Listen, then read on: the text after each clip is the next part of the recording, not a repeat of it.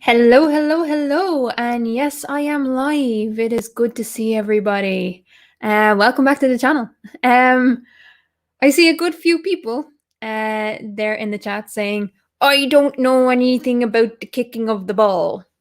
Don't worry, it is not about the kicking of the ball that we're going to discuss tonight. So if you know nothing about soccer, aka football, European football, that is, for all the Americans out there, you don't need to. That's not really the most important thing when we're talking about UEFA troubles. Now, UEFA is, of course, the United European Federation Football Association. So it is a football thing, but what we're going to be discussing isn't about the actual game. I know, that sounds weird. I'm not a big sports person. I'm not. But economically and socially, UEFA has a huge influence in Europe. And I'm going to talk about some of the things that have been going on lately. The reason why what provoked this is because we were talking to Tattie. I was talking to Tattie while a game was on, and while the game was on, it was stopped. And it was stopped because one of the players, I'm sure some of you will have known, collapsed on the field. So yeah, he had a cardiac arrest. And what I want to talk about is, one, why it happened, why it was allowed to happen. Two, what happened after that. And three, why this comes on the back of really difficult times for the Football Association, and what it means, because there has been moves. I see a plot hole. I see that. There have been moves to try to remove the game from the fans and move it towards the owners of the clubs. And who are these owners? So this is football, European football, soccer, whatever you want to call it, is worth over £3 billion. That's no small sum of money. So, and that's not even the knock-on effect to tourism, to hotels, to all of the hangers-on that rely on football and soccer, or soccer, whatever you want to call it, as a way of making a living. Yeah, money. Where's Creaky's clip? I need Creaky's clip. Jesus, Jess. Oh Christ. So that's gonna happen. Yeah. Yeah. Just to make it clear, lads. Just to make it clear, in case the accent doesn't give it away, I don't live in the UK. I never have lived in the UK. Just wanted to sum that up, okay? I wanted to clear it up so there's absolutely no doubt. I don't live in the UK, okay? Right, so for all the football nerds out there, I see you. I got you. Rugby is my game. If I am to pick, rugby would be my game. I do watch the Six Nations all the time, every time it's on. So yeah, I watch the World Cup sometimes if Ireland or Scotland have made it. I don't care about England. I'm sorry, I really don't. I think it's the anti-imperialist in me that wants to see them defeated in soccer. I don't know. But coming back to what happened last week or the week before, whenever it was, days have been kind of merging into one for me, so I don't even know what week it is. But if anyone hasn't seen it, Christian Eriksen, you can look this up. Christian Eriksen collapsed on the field during a UEFA match, during a Champions League match, and he had a cardiac arrest. Now, what's interesting, because a lot of people don't realize what actually happened, the cardiac arrest was not the first thing that happened. The ball went out for a sideline throw. Eriksen was going for the ball, And as he was going, he literally collapsed midway through going for the ball, and it bounced off his knee and he just hit the ground. I want to explain what happened in that and why UEFA have a lot of questions to answer. And just to say, Eriksen is fine.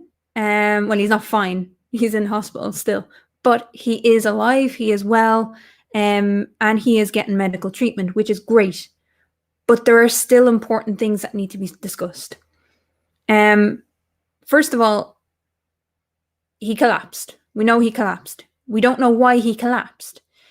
Everyone thinks it's because of this cardiac arrest, but cardiac arrest just means your heart stops. Now, I've looked at the reports. I've looked at the reports from the doctors that were released. Not everything has been released, obviously, for confidentiality reasons. But the reports that have been released show that Eriksen did actually have a pulse. When the medical team, so he went down, the medical team immediately ran out because the referee noticed that there was something very, very wrong with how he collapsed. The medical team rushed on, and at that point, he was breathing. At that point, he had a pulse, and that is important. There may have been an arrhythmia. Arrhythmia just means that your heart is beating irregular, but his heart was beating, and he was put in a recovery position. Now that is standard care. The reason I say this, I've been an advanced first aider. I would like to go on, I think, with those studies, but later. I'll talk about that later.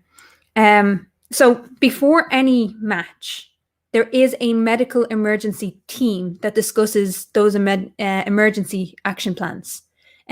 Even in the warehouse that I'm in, you have an emergency action plan.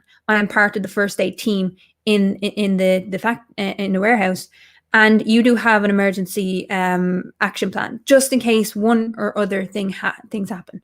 And when you have people around that rely on you to get this right, then yes, you have to get it right.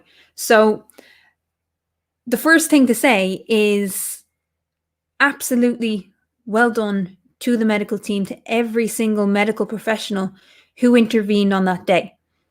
They did a fantastic job, and they were successful. They were successful. When Eriksen was being carried off, he was conscious, and that is important. But arrhythmia can come from anything. Irregular arrhythmia can come from anything. It can come from an injury, a previous injury, that is making the heart run faster or slower than it should be, and not keeping up to pace and Eriksen for the Denmark team is one of their top guys. So the problem that I'm having here is there is all this rigorous training, and throughout these levels of training for professional footballers, there are medical teams designed to ensure the health and the safety of each player on that team. And so the idea that throughout this season, there has been absolutely no sign of any injury leading to the run-up of this cardiac arrest, it's questionable. And because he's a star player, and it's not unique to soccer either, it's not unique to football. You see it all the time in American football, where coaches and medical staff are covering up injuries for a really talented player because they don't want to lose that talented player. Mike Hall, thank you very much. Hi, Crafty. Hello, Mike. Thank you for that.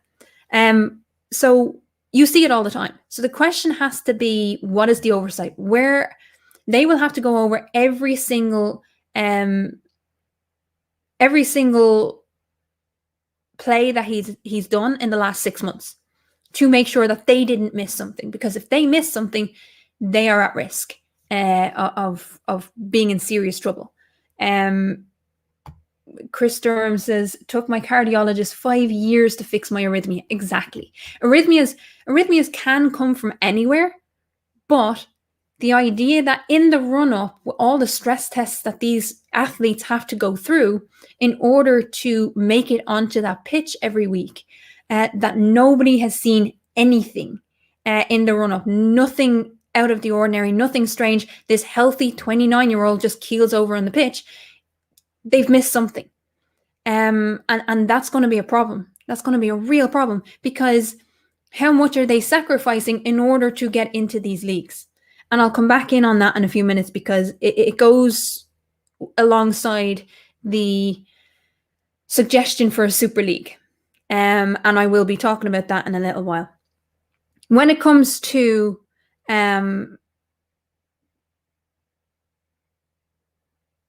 cardiac arrest, 90% of people who suffer cardiac arrest do not survive.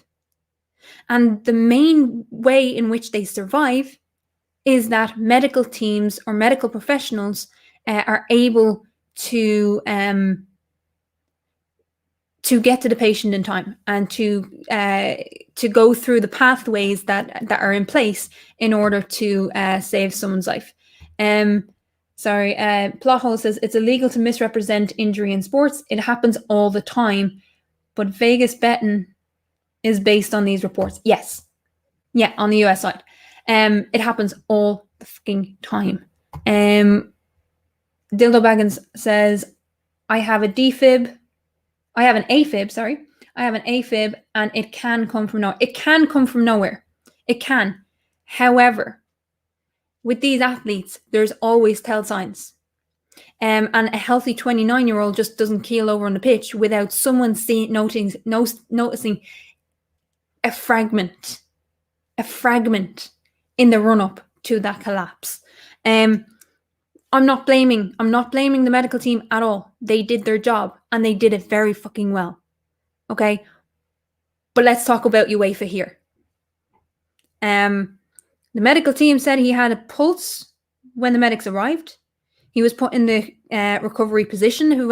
Anyone that doesn't know what the recovery position is, it's when you turn a patient over onto their side in order to free up their airway, to ensure the free up of airways, so that they're not swallowing their tongue, and they're safe and they're contained, so anything around them won't actually injure them. And then as soon as he went into cardiac arrest, they called for the defib. Now,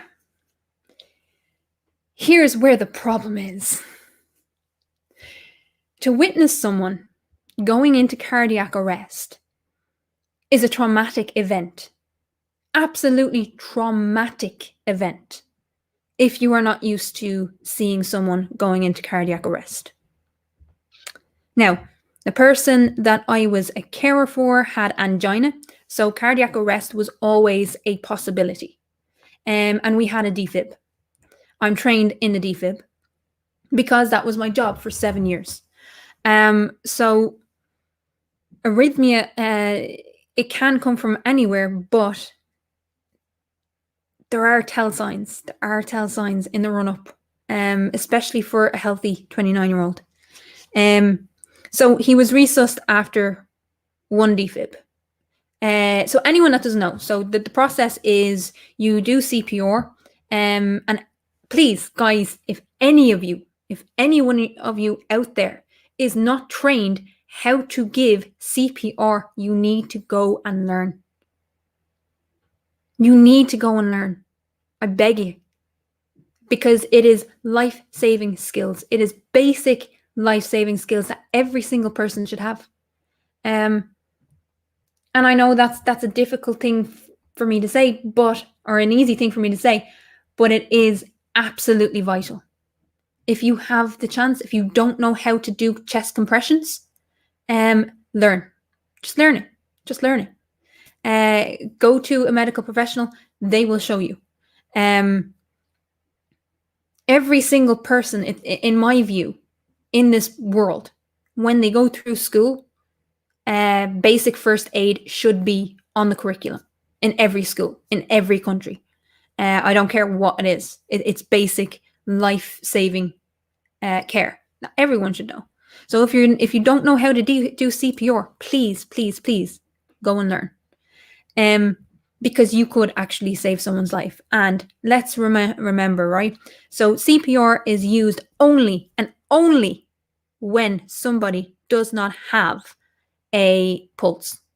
They have a pulse, you leave them in the recovery position, you wait until the medical team, until it's safe to move them, and then you move them alongside the medical team.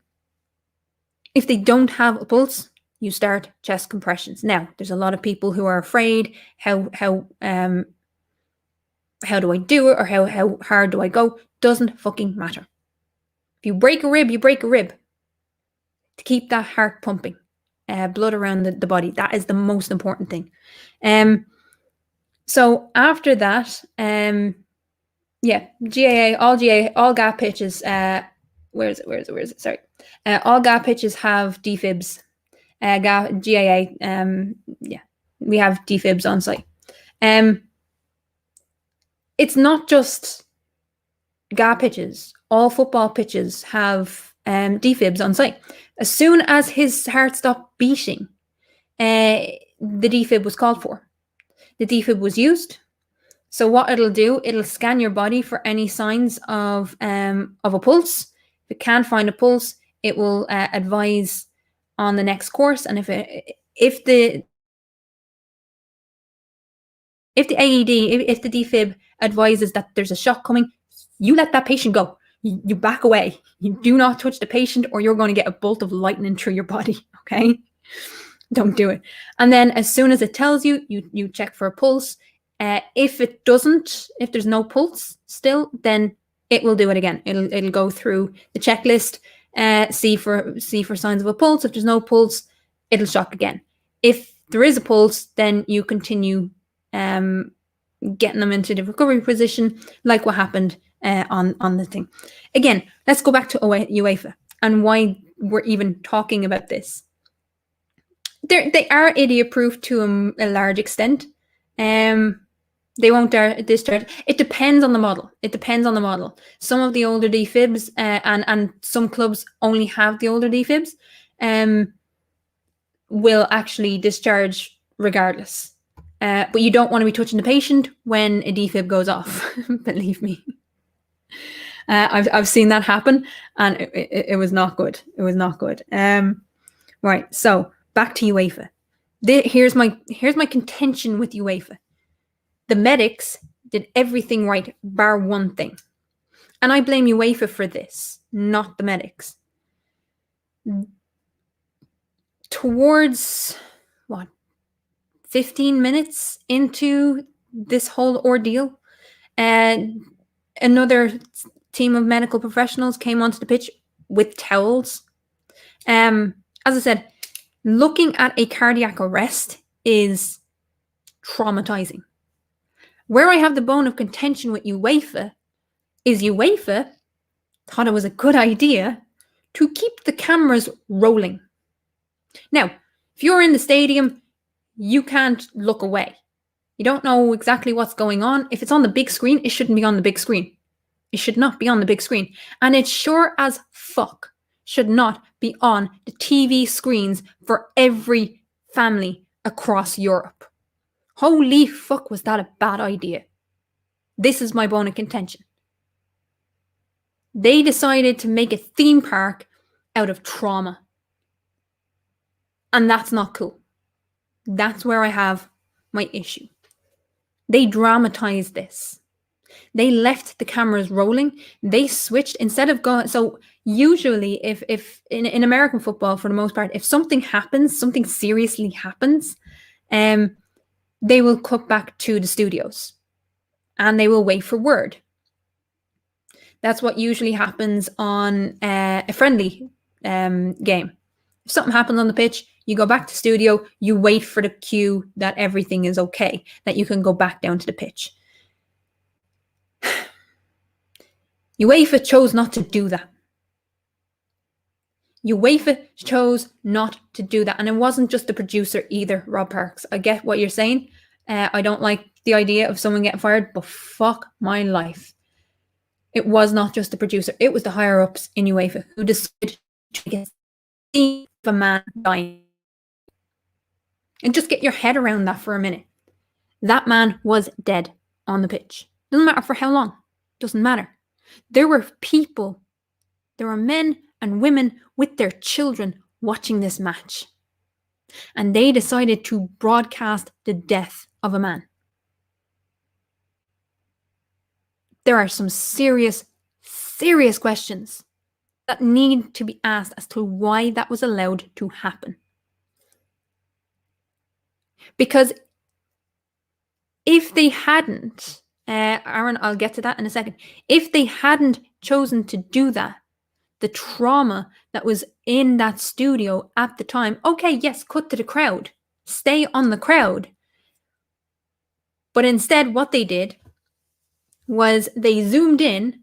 It took the players of Denmark to form a wall around Eriksen and the medical staff so that the cameras didn't zoom in right in to see this man dead on the pitch. That is not okay. Nothing about that is okay. Nothing about that is okay. Trying to profit from a man's death is not okay. To make matters worse, what they did was they panned from the scene to the managers walking up and down and having their discussions to Eriksen's wife. Eriksen's wife was allowed onto the pitch and she was sobbing. They made a circus, guys. They made a circus out of someone's death. Now, thankfully, his death was avoided by being brought back by life-saving treatment. Guys, I'm serious. Go get trained. Go get fucking trained. It is worth it. It is worth having those skills. Having that knowledge is worth it. But they made a theme park out of death. And that's what disturbs me. And ever since, in the papers, of course, everything is about Eriksen. There is no respect for privacy. Where have I heard that before? But there is no respect for this man's privacy at all. In every paper. Now, the bigger thing that I was really, really dumbfounded by, and this hurts my soul, guys. When you sign a contract for a football association, you are a subcontractor, so to speak. You are a talent, of course, but you're not exclusive to any one club. That's why you see the rentals for different clubs. Here's my problem. In any other time in human history, Eriksen would have been seen as an employee. He was doing his job.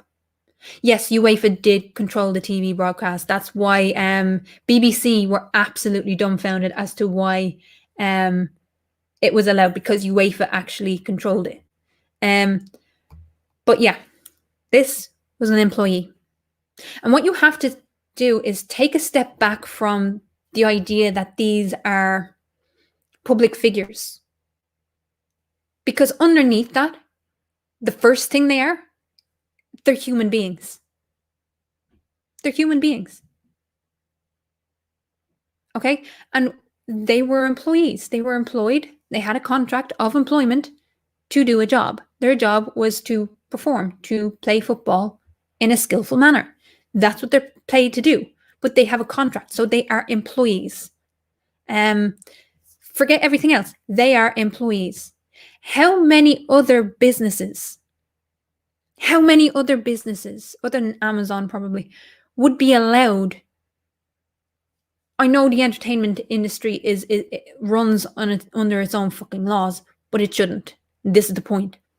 How many other industries, how many other places of employment would it be permitted, other than entertainment, to broadcast the death of one of your employees? That's my question.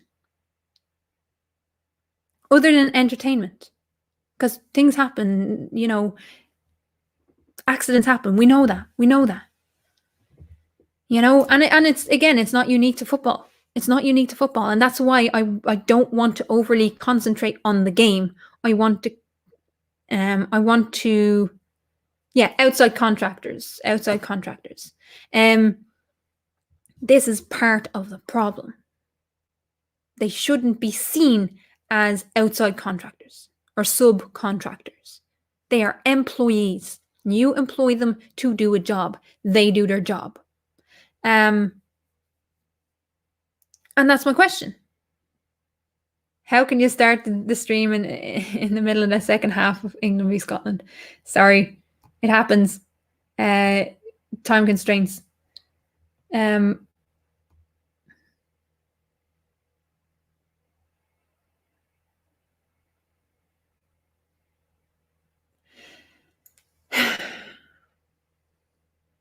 How many other roles could you have where your death as an employee is going to make your employers thousands, billions, you know? And what's worse, in what other field of employment would you have any idea of allowing your employees or outside contractors to continue work or to make the decision over whether or not to continue working after seeing the death of their colleague? There are none.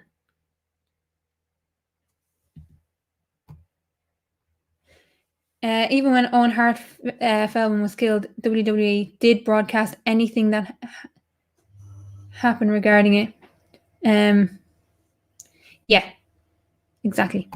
No, what I'm saying is other than entertainment. Other than entertainment. Yes, soldier. Yes. Hazard of the job, man. Hazard of the job. Even to some extent, soldiers, when they see significant death, are given time off in some ways.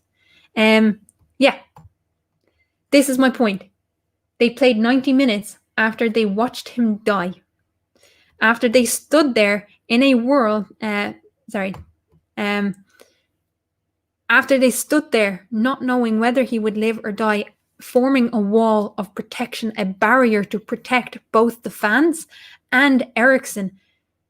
How many other forms of employment other than the entertainment industry would allow employees, and I will call them employees, you wouldn't go, okay, Walmart is a bad example, but okay, I work for a big warehouse. If someone passed out on the warehouse floor and died for a minute, everyone would be sent home. They wouldn't go to each employee and say, do you still feel up to working? They would in their shite. They would in their shite. We'd all be sent home. Dildo. This is true. I have never worked for Walmart. But it should not be in the hands of people who are in shock to make these decisions. And you could see, again, if you're a fan of football, you could see the difference between Denmark in the first half and Denmark after watching their colleague die on the pitch and be brought back to life with a fucking zap machine. Big difference. Big difference. They were in shock. They should not have been allowed to choose whether or not to continue on with the game. It should have been even left 24 hours until everyone was in a more stable position as to how Eriksen was doing. What happened was every single person on that pitch, particularly on the Denmark side, collapsed. They just couldn't keep up the pace because of what they had been just witnessed, you know? I could tell you a story about Dunnes Stores. My aunt could tell you a story about Dunnes Stores. My aunt was one of the people who was on strike for like 1.5 years during apartheid. So yeah, I know all about Dunnes Stores. Don't you worry. But yeah, it could have been delayed. It did not have to go on that 90 minutes. That the rest of that match did not have to continue that night. Shouldn't have done it. Should not have done it. And no medical professional in their right minds should have allowed the match to continue.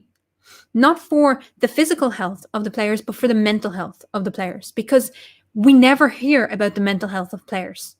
And that's a problem. That is a problem. And you could see it in that side when you were watching the rest of that match. It was absolutely gobsmackingly awful. Absolutely awful. Yes, and I apologize to anyone watching the match. I don't care. This has to be talked about, and this is the only time I have free. So, well, on to why this happened, and it comes back to the Super League.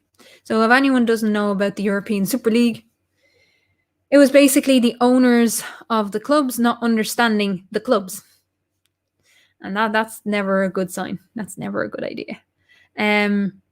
Several of the clubs wanted to break away, create their own Super League where it was knockouts and whatever. They did it for a money grab. Plain and simple. There's at least 3 billion being made by UEFA. And about 60 to 70 million of that makes its way back to the clubs. This is a problem. People don't realize this. If you win the Champions League, if you win UEFA, the UEFA League, you get, I think it's 23 to 25 million as a club. You make them 3 billion. 3 billion. And all the club is getting is 25 million. Now, as an owner, that's going to have a knock-on effect in terms of economics, because a lot of these owners and a lot of these shareholders that are coming in now, that's all they care about. They do not care about the fans. They do not care about the players. They just care about the quick buck. It's the same over in the US. No offense to anyone in the US, the NFL. If you own, like, why is it a lot of millionaires own football, American football clubs? Because it's a quick buck. Because it's a return. It is a healthy investment, because you know you're going to get a big payout. 25 million, Tusk is right, isn't even enough for a month's wage for the bigger clubs. And this is partly why this Super League was proposed, because it had a bigger return for the clubs. Not even the clubs, select individuals in the clubs. Because when you talk about UEFA making 3 billion, that is a huge sum of money. But that also goes to pay for the physicians. That also goes to pay for the broadcasting rights, which is astronomical. That also goes to pay everyone involved in the whole makeup of it. The problem with it is a huge chunk of that also goes to the higher ups. It goes to this layer of bureaucracy. And it goes on promotions. You know, we need to promote it. Advertising. Advertising companies make a fucking killing off of all of these leagues, off of all of entertainment. Not just soccer, not just football, but all sports. Where they can make money, they're going to make money.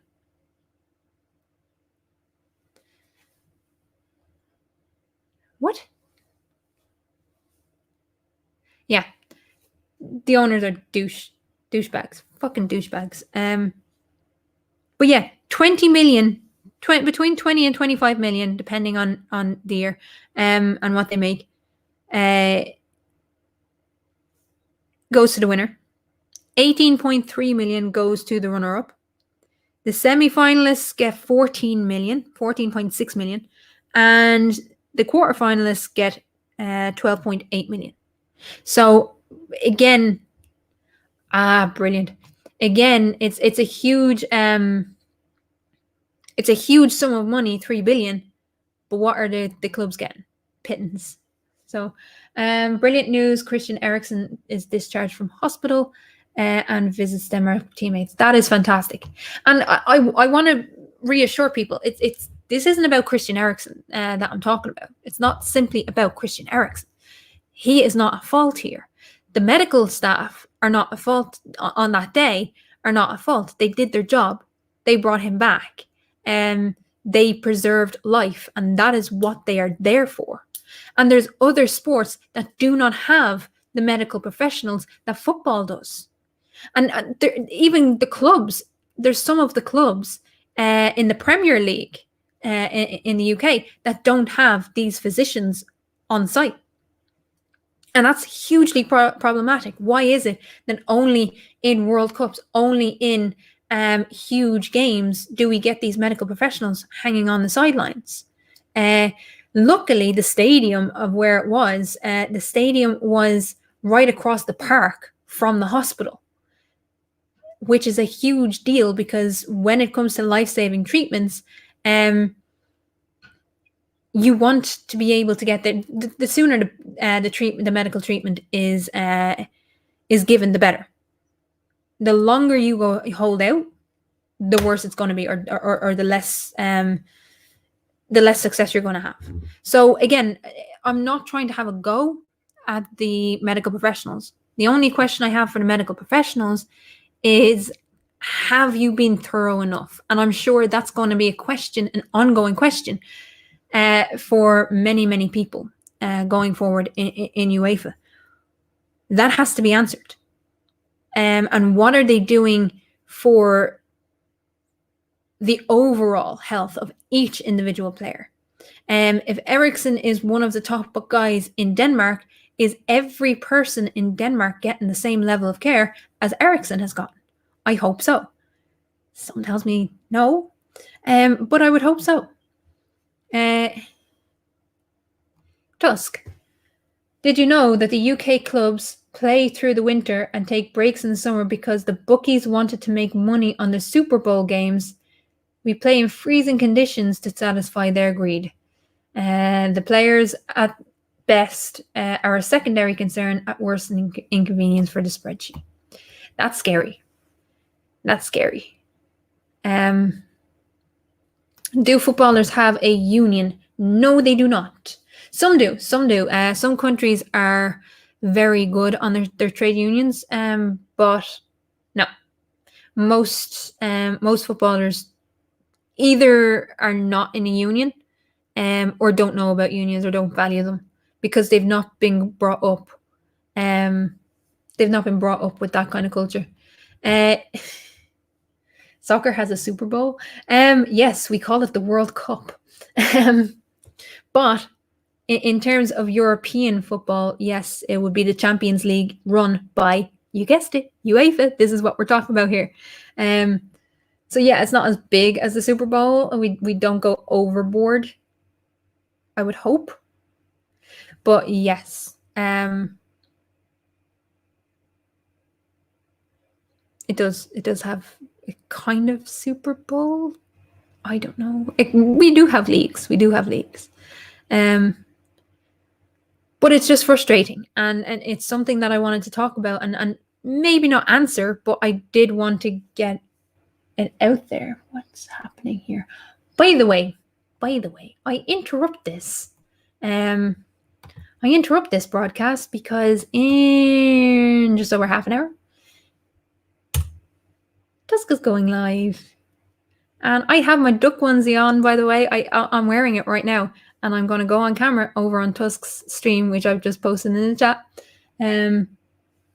Yeah, until the 80s, players were essentially indentured servants. You were paid, but the contract was so onerous that it was near impossible to break free from. Not only that, it's on a seasonal basis.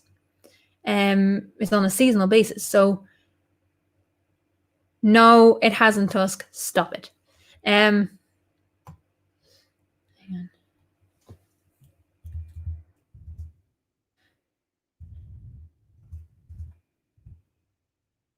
Sorry. Just wanted to, yeah.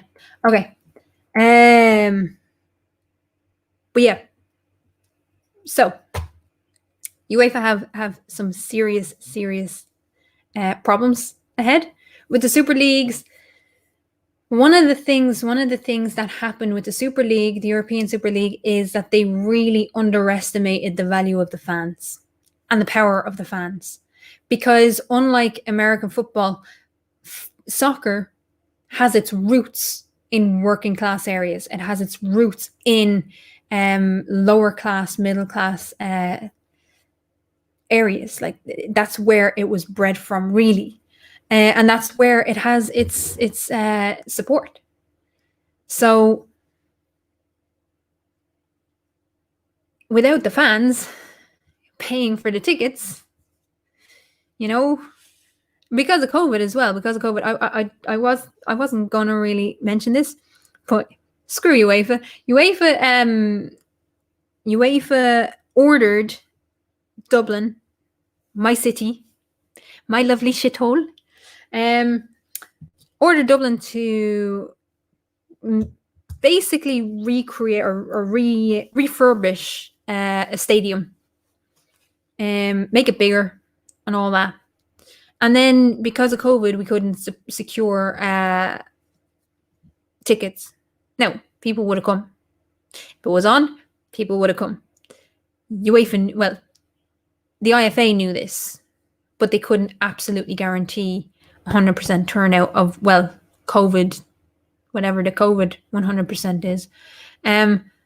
So instead of actually trusting the IFA, which is the Irish Football Association, they took the game and moved it to Russia. Thanks, UEFA, because that made sense. Ah, screw UEFA. At the same time, what is the alternative? I don't like this whole there is no alternative to UEFA. Of course there fucking is.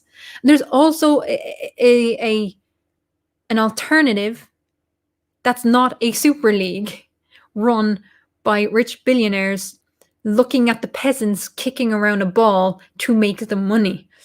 There has to be something better. And I hope that the Christian Eriksen event, FIFA is a bit small. I hope that the FIFA has its own problems, by the way. I'm not even going to get into FIFA. But I hope that the Christian Eriksen trauma ordeal, I suppose, because there are a lot of commentators. There are a lot of yes, Bob Nodell's gyroscope. It is a fucking dig at Nathan Thompson, because screw Nathan Thompson. The onesie is coming out because Tusk reached 100 subscribers and now is over 150. Yay! Even though he's not going to make content, don't care. Still like winding him up, and I'm making him do this live stream. So yeah, it's happening. I hope. But there has to be an alternative to the corruption. There has to be an alternative to absolute bedlam. That doesn't also result in players and their health being taken advantage of, and the stress upon these players to represent their countries, the stress on these players that's put on these players' bodies is beyond anything that we've ever seen, because it's so competitive.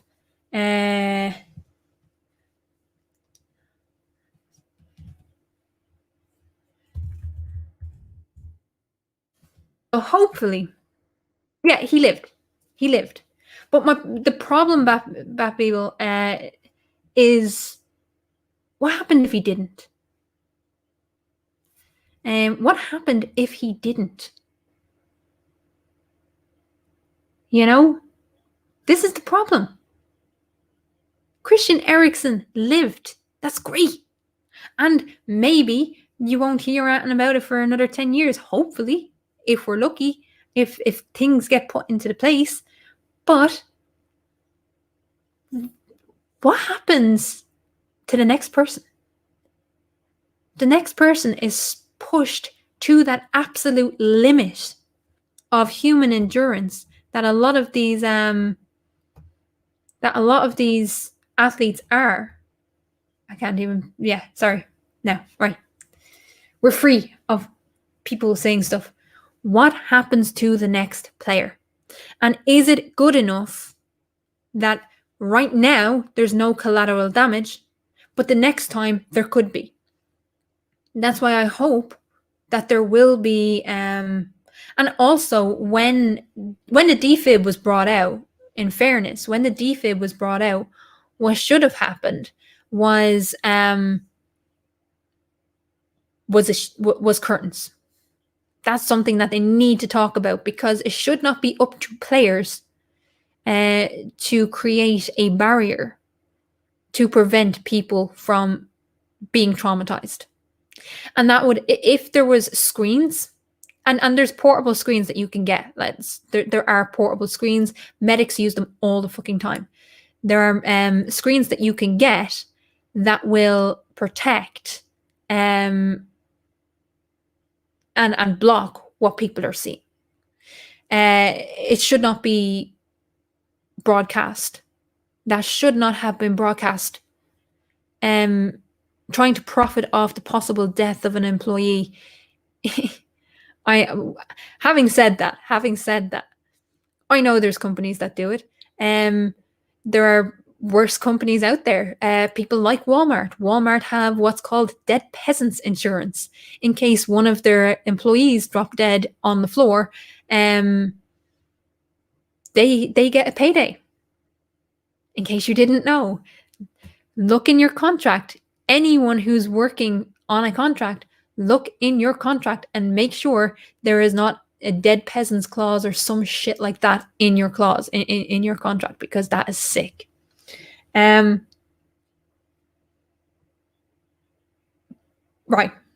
To sum up. I'll try sum up in a few minutes, because I want to get something to eat, because it's been a long fucking day. Before, we're going on to Tusks. And yes, I'm coming on camera with my duck onesie. It's going to happen. Make sure you're over there. It's going to be a little bit of fun. We need to have a little bit of fun. Especially after talking about death. Right. Last thing I'll say. Hi, Colon. That's not the last thing I'll say. No. Last thing I'll say on it is...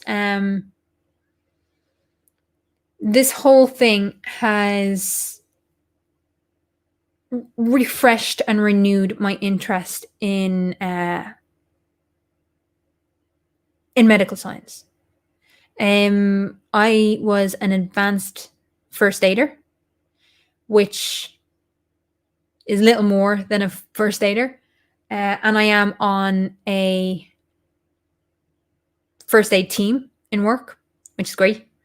Well, hopefully we're not needed, but because of all of this, I was talking to a friend. And because of COVID, I haven't really... I moved home to Dublin in the middle of the pandemic, so I haven't really gotten to chill with any friends lately, or at all since I came back. And I decided to reach out. And one of the lads that I was talking to, we used to do the St. John's ambulance in events, in the festivals. He's now a qualified EMT, and he's running EMT courses. So my hope... Yeah, well, friends, what are they? I know. I haven't seen this guy in like 8 years. So like we talk every now and then, but we haven't seen each other in like 8 years. So it's wild. It's weird. It's very, very weird. But he is now a trained EMT, and he is running courses. So it just got me thinking, with all the FIFA, with all the UEFA stuff, and being so horrified at what I saw. I mean, Tattie will tell you how fucking horrified and how in shock I was. And I have medical history. I have a history of working in the medical field, but I was absolutely ashamed that match was allowed to continue, and that this whole thing was to be broadcast. And so I mentioned to a friend of mine, Stephen from Cider and Port, the other night that I am aiming to do one of these courses, that I am looking to become an EMT. That's an emergency medical technician. I'm refreshing in the next couple of weeks. I am refreshing my advanced first aid certificate. I do have a basic first aid certificate that's in date.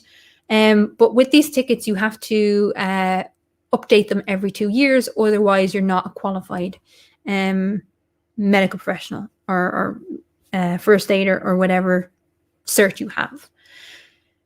So because I didn't expect to be running a YouTube channel, and because it's a weird thing when you get paid for talking shite, right? It really is. It's a weird thing.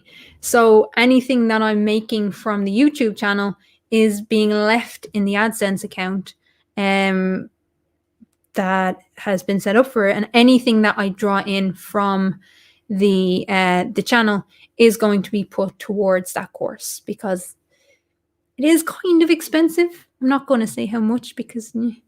And I do want to thank Rob Parks, because Rob Parks, one, inspired me to actually go and do it, and then two, backed it up with a donation. So I really, really, really want to thank Rob for basically making sure that I keep to my word. We all have thoughts about kind of like New Year's goals. Oh, for fuck's sake, Rob, Jesus, for the EMT fund. Thank you. So anything that comes into my channel up until the point that I get my EMT certs is going towards becoming an EMT. And my friend is already sending me the material so that I can get familiar with it before I actually go for the course. But there's a problem. My job is all for it. I've already spoken to my job. They're all for it. So that's good. But there's two options. Either A, I continue working and do it weekends for like 3 months, and that's my weekend's gone. Which, flip side, I want to do flip side. I don't want to lose flip side. Or they give me the time off and I do it in a month or 6 weeks or whatever. So hopefully they'll let me do it. 6 weeks is a long time to let someone off of work. But I'm committing myself to want to do better. I've spoken about this loosely, but I had 4 aunts who were nurses. We lost one of them. We lost Marie in February. In February. She became ill in December, went into hospital. Her daughter was taken ill, went into hospital, and they were each other's next of kins. And so we had to wait until one of them was well enough to allow the other one off life support. And Marie, sadly, was the person that we lost. And it's not an easy thing to talk about. It's not an easy thing to admit. And thank you, Trio Monkey, saying good job. I'm trying. But I don't want... It's not a sob story. I don't want to waste my time here. And I know you guys don't want me to waste my time here. So anything that I get from this channel, I want to help you guys, and I want it to help me back. So I'm not abandoning Steam and Cup of Reason. I would never. And speaking of Steam and Cup of Reason, we have a premiere tonight. We have a premiere at midnight for us in the UK and Ireland. And Ireland. You need to get the Ireland in there. So, yeah. Pain of Progress. next episode. Make sure it's on your to-do list. It has to be watched. It has to be watched. Fucking hell, I'm getting so many things. Thanks, guys. It was hard to lose her. We weren't allowed to visit her. We weren't even allowed to do Zoom calls because for most of it she was out of it. So the last time I saw my aunt was in November. And that's sad because she was an incredible woman. She was retired. And she chose to take up the mantle again. She chose to come out of retirement to help the HSE, to help her fellow nurses in during the pandemic. So yeah. I'll be going into, hopefully, studying EMT probably after Christmas. So we'll see what happens. But I am committed to doing it. It is something that I really want to do. And yes, Pain of Progress is sick. We love Pain of Progress. Pain of Progress is awesome. Hello to Seek Truth, Speak Truth. It is good to see you. But yeah, that is the show, I think. I don't think I have anything else to say. I have lots to say. But I always have lots to say. But yeah, I'm going to leave it there. And in about 25 minutes, I'm going to post this in the chat. In about 25 minutes, jump over here, Seek Truth, if you're not doing anything and you want to come hang out. We are going to Tusk's for his 100 sub special. Do not let the photo scare you. He thought by putting that photo up that he wouldn't be, that people wouldn't actually do the live stream or support the live stream. We love you, Tusk. You can't get out of it. Do I have a POP? Hang on, I will get that now. I do have a POP link somewhere, if I can find it. Or if anyone else can find it, because I'm tired. It's been a fucking long day. Insidious Vids for $4.99 says, hope it helps. Sorry for the loss. It does help. It really does help. Even being here fucking helps. Let me see. Let me get the link because people need to see. It's synthetic rubber.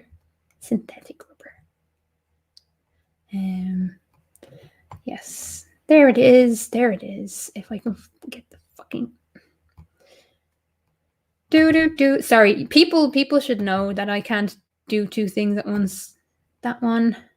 And so this one is the Pain of Progress link. So make sure we are going to end Tusk's stream just before the Pain of Progress. So because we love Pain of Progress and we have to watch it. It's a thing. It's a thing. If you don't watch Pain of Progress, get the fuck out. But yeah, in about 25 minutes, I'm going to grab a cup of tea, probably a glass of wine. No, I won't, because I don't drink on stream. Yeah, Keelah can tech. Keelah can tech-ish. Just can't multitask. Multitasking is a bad idea for me.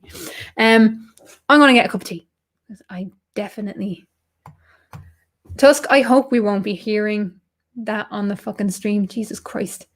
But yes, congratulations to 150 subscribers. Or are you even more now? It says 153. So yay, 153 people like Tusk as much as I do. Yeah, I'm going to get the whiskey. I'm getting the whiskey immediately after this the live stream. That has to happen. But I don't drink on stream. I just don't. Brainless for €5 says, thanks for making Tusk go live. You are more than fucking welcome. The only way I could get Tusk to go live is to agree to his terms. He doesn't have to say anything. He does have to say something. And he does have to turn up. But otherwise, nobody likes me. Yes, the 150 subscribers, when you do absolutely sweet fuck all, will tell you that nobody likes you. Yes, we like winding you up even more, but we still like you. Yeah, I don't know what's going on with Pain in Progress. We're hoping that by doing it every week that they'll actually start to be pumped out. But make sure that you have the little bell dinged.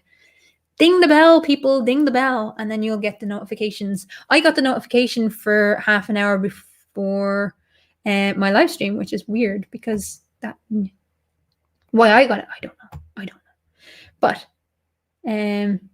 yay! There is a link to Tusk's stream, which I'm going to join in a few minutes. People, you are awesome. Thank you for the continued support.